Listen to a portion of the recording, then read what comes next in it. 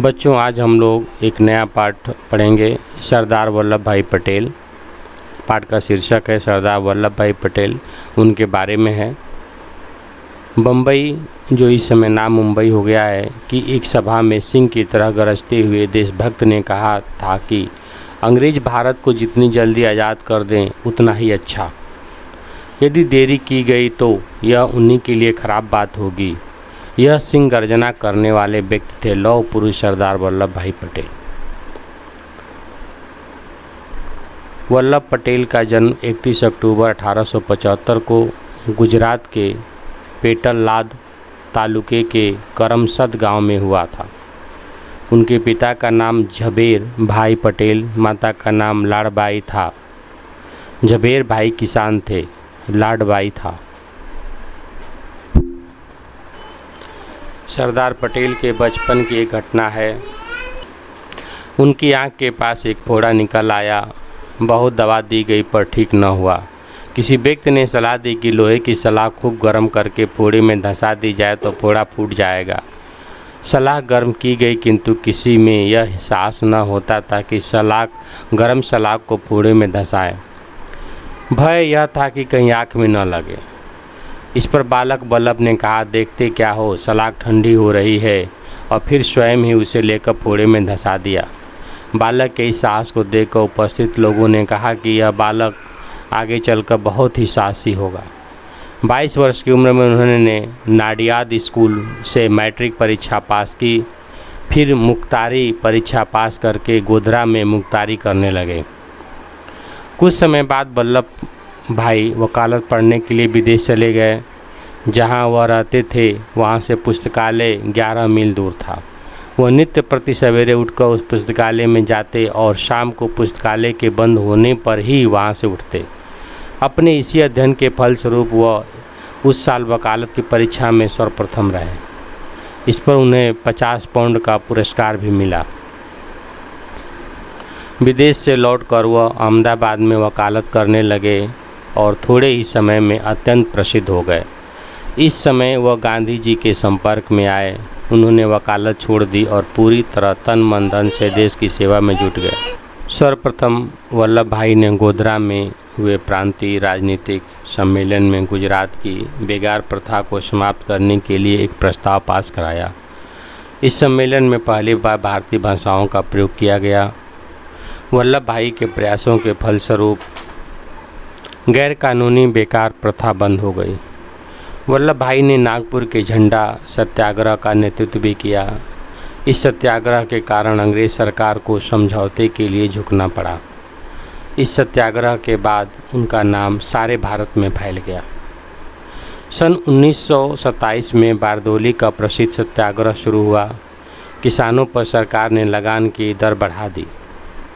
किसान वल्लभ भाई के पास गए। इस तरह उनके नेतृत्व में आंदोलन प्रारंभ हो गया। उन्होंने गांव वालों को इस तरह संगठित किया कि लगान मिलना तो दूर, गांव में अंग्रेज अफसरों को भोजन, रिहायशी और सवारी तक मिलना मुश्किल हो गया। अंग्रेज सरकार ने इसके विरोध में बहुत अत्याचार किए। गरीब किसानों के घर के ताले फौज के जरिए तोड़वाकर सामान जब्त करके मालगुजारी वसूल करने की कोशिश की गई, पर सरकारी खजाने में एक कौड़ी भी जमा न हुई। हजारों लोग जेल गए। उनकी गाय भैंस तक जब्त कर ली गई, पर उन्होंने सिर न झुकाया। यहाँ तक कि जब्त किए गए सामान को उठाने वाला कोई मजदूर नहीं मिलता था और न जब्त की गई जायदाद की नीलामी में बोली लगाने वाला कोई आदमी। महीनों तक यही हाल रहा। अंत में सरकार को झुकना पड़ा। सन 1929 में लाहौर में पूर्ण स्वराज की मांग की गई। अंग्रेज सरकार ने इसे नहीं माना। गांधी जी ने फिर से सत्याग्रह का नारा दिया और 12 मार्च को प्रसिद्ध दांडी यात्रा शुरू कर दी। इसके बाद 6 अप्रैल को नमक कानून तोड़कर उन्होंने नमक सत्याग्रह आरंभ किया। सरदार पटेल ने इस सत्याग्रह में भाग लिया। वह गिरफ्तार कर लिए गए और उनको 3 माह की कैद और 500 रुपया जुर्माने का सज़ा दी गई। सरदार पटेल ने जुर्माना स्वीकार न करके उसके स्थान पर 3 सप्ताह और जेल में ही काटे। सन 1939 में द्वितीय विश्व युद्ध प्रारंभ हो गया। अंग्रेज सरकार ने अपनी ओर से सन 1939 में द्वितीय विश्व युद्ध प्रारंभ हो गया। अंग्रेज सरकार ने अपनी ओर से भारत के इस युद्ध में शामिल होने की घोषणा कर दी। इसका स्वतंत्र विरोध हुआ। सरदार पटेल 17 नवंबर 1940 को व्यक्तिगत सत्याग्रह के दौरान गिरफ्तार हुए, पर स्वास्थ्य खराब होने के कारण 9 महीने बाद रिहा कर दिए गए। भारत छोड़ो आंदोलन के सिलसिले में अगस्त 1942 में वो फिर गिरफ्तार किए गए। अन्य सभी नेताओं के साथ 15 जून 1945 को वह छोड़े गए। 15 अगस्त 1947 को देश आज़ाद हुआ। 15 अगस्त 1947 को देश आज़ाद हुआ। सरदार पटेल ने गृह मंत्री का कार्यभार संभाला। स्वतंत्रता के बाद देश के सामने कई समस्याएं आई। सरदार पटेल ने अपनी सूझबूझ से इन सभी पर काबू पा लिया। जिस कार्य के लिए सरदार पटेल को सदैव याद किया जाएगा वह था देसी रियासतों का एकीकरण। देसी रियासतों का एकीकरण। जब अंग्रेज भारत छोड़कर जाने लगे तो देसी रियासतों को यह आज़ादी दे दी गई कि वह चाहे तो आज़ाद रह सकते हैं, चाहे तो भारत या पाकिस्तान में मिल जाए। सरदार पटेल ने इस विकट समस्या को अपनी दृढ़ता और सूझबूझ से हल कर दिखाया और लगभग 600 रियासतों को भारतीय संघ का अटूट अंग बनाकर भारत के मानचित्र को नवीन स्वरूप प्रदान किया।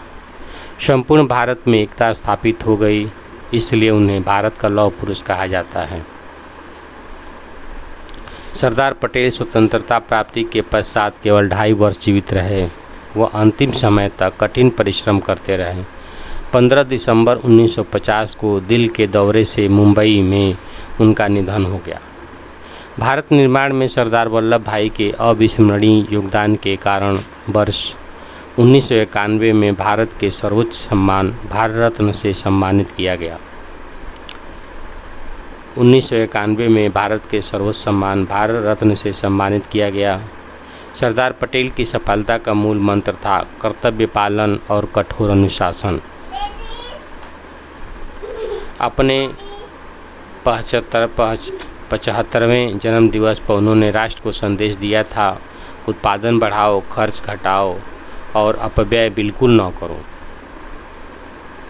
इस प्रकार यह उनकी कथा समाप्त हुई। अब हम लोग कुछ कठिन शब्दों को देखेंगे।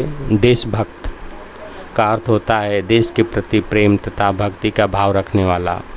लौह पुरुष का अर्थ है वल्लभ भाई पटेल को उनके साहस एवं मन की दृढ़ता के लिए लोगों द्वारा दी गई उपाधि।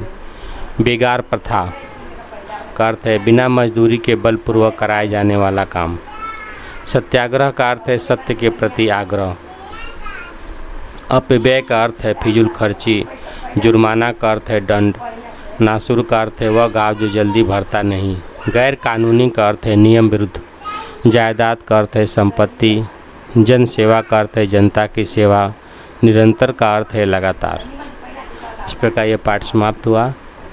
बच्चों एक बार वीडियो को पुनः एक बार देख लीजिएगा, सुन लीजिएगा। धन्यवाद।